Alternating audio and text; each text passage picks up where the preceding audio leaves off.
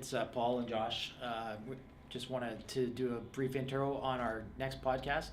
Josh just got back from Kenya, brought with him some samples. Yeah, about 15 samples. Of green. Lost my camera. It was stolen. I didn't lose it. You checked it. Anyway, and today we're just going to do a little something different. We're going to let the camera roll as we cup and talk about the coffees that we're tasting, so that we can make a decision on which coffees from Kenya we want to import this year. Yeah, you also get a view as to how we choose which coffees we're going to buy, how it's a bit different from how we evaluate coffees that we've already bought and how we roast. Yeah, so hopefully it's informative. Hopefully you get a little bit of a sense of the process involved in making a purchasing decision about coffees, and and we'll give you more info on Kenya as the months roll along. But we're excited about the offerings. So cheers. Hopefully you'll taste a few of these coffees soon.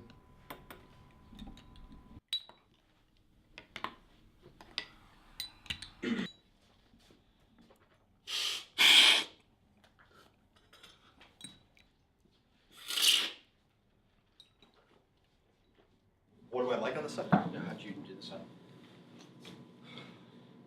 Favorite? Which is favorite? I don't know what you point at. Oh, the third. This one? Yeah. Fourth and first. And then the second I didn't like at all. And you just tasted this now? Yeah. Still your favorite? Cold? Cold, that's my favorite. But I agree with that as well. Is this your favorite cold? I thought so when I tasted it a few minutes ago. it's hard to cup around the fact that these are all kind of dirty. But Are you at 1, 2, 3? yeah. I really liked set 3, like on the dry, on the wet. And when it was hot, it was the best one by far. Now that it's cooler, I wouldn't say it was the best one by far. I think it's the best aromatic coffee on the table. Dry. But it lacks, I think number 1 is a better coffee. yeah. All around. I got this weird, gamey, savory I got that on characteristic. bowl 1. Yeah. Yeah, but who cares about bowl 1? You're telling me these are unsorted, unclean coffees. Mm-hmm. We have to take the fact that the 2 bowls, there's more lime acidity on that coffee, there's more body, there's more complexity, there's more depth, and it tastes good cold. This does not taste good cold. None of the bowls taste good cold. This coffee has got interesting aromatics, I think, at the beginning, but they don't deliver. It doesn't follow through. I didn't think it felt Doesn't follow through. That coffee is a waste of time. This coffee has no depth, no complexity. It's got some sweetness, but there's just it's like drinking Beaujolais. It's like, why bother? It's like, oh great, Beaujolais. Yeah, it tastes kind of nice and sweet, and it's got through, but there's no substance to the coffee. I'm looking for espresso. Yeah, well, we evaluate coffee when it's cold, because essentially what we're looking for is a great coffee will be consistent throughout the life. I'll say the life of the cup, right? So we want to have that. We want to have consistency in terms of what we smell, what the aromatics reveal to us. We want to have some consistency in that aromatic down to what we taste, and then coffees can taste good when they're hot, but as they cool, they start to fall apart. They start to lose their character. They start to lose. Heat can mask imperfections, and so if the coffee doesn't cool well, we basically say it just falls apart, right? And so you can like a coffee when it's hot, but as it cools, it starts to fall apart, and that is a sign of deficiency in quality. But if you can find a coffee that tastes great cold, you've got, on the whole, you've got a great quality coffee. I still think I it's don't worth think buying. I drank it this cold yesterday. Not this cold, no. Do you think that cold structure thing might be like a roast thing? I don't know. Maybe. I don't know. But Like, I like the aromatics on it. Yeah, me too. I just It's thought got great aromatics. it didn't come through as I was hoping in the cup. on the cup, It was better yesterday. I thought it would be perfect for brew like that. I don't know. I still liked it today. I really did. I just don't like the way it cools down. We didn't like this coffee yesterday either.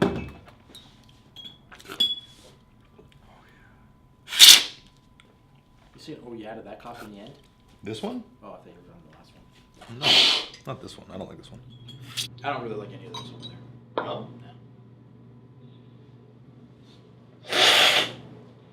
Compared to this side, What don't you like about this one?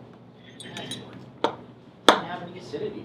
You can, like, It's an AB. But my guess No, is but it's the Kimaru AB. it's like if you're gonna get a Kenyan, let's get AAs. That's what they were supposed to. Kenyans are supposed to be about. A. Kenyans are supposed to have acidity. Right? It's supposed to be. Also, Gunguru AB. This is the Kimaru AB. That's the Kagamawini. Kagamawini is disappointing. And that one's presented AA, but just bad. This is one. Either- This is the key AB. Yeah. Okay. It's this one here. This will be 3. 16. Kia. Oh, this is the Kia 16AA. Yeah, but it's either. I think there's drying issues with that coffee. It's just rough, right? Acidity is rough and dry. And it's also got a really weird, savory sort of beef stock finish to it. That's That's what I got on that one of the bowls. Yeah, one of the bowls there. But that's consistent with that coffee. And it's just too rough. These coffees don't have any roughness. That's the nice thing about these. I agree with you. I think you like this for espresso because it's got lower acidity and it's just really sweet. So you think that's why it's good. Espresso. Yeah, I know, but still, this like wait till it cools off. But put them side by side, cup of that coffee's way better than those two. This is So, there are quality control measures across the board. These guys here, like when you have coffee that comes in every week, like that's how it is. Like they take coffee to the mill every week. They don't take it every day. They can't do that. So day lots aren't a thing that happen. It's a week, right? so how's a coffee stored before it's delivered to the mill? So it's brought in. It's sorted in a shed, like it's covered. They bring the cherry in, Yeah, do a bring the shed, It gets weigh it, it gets sorted and then weighed. sorted and weighed. So they're floating it.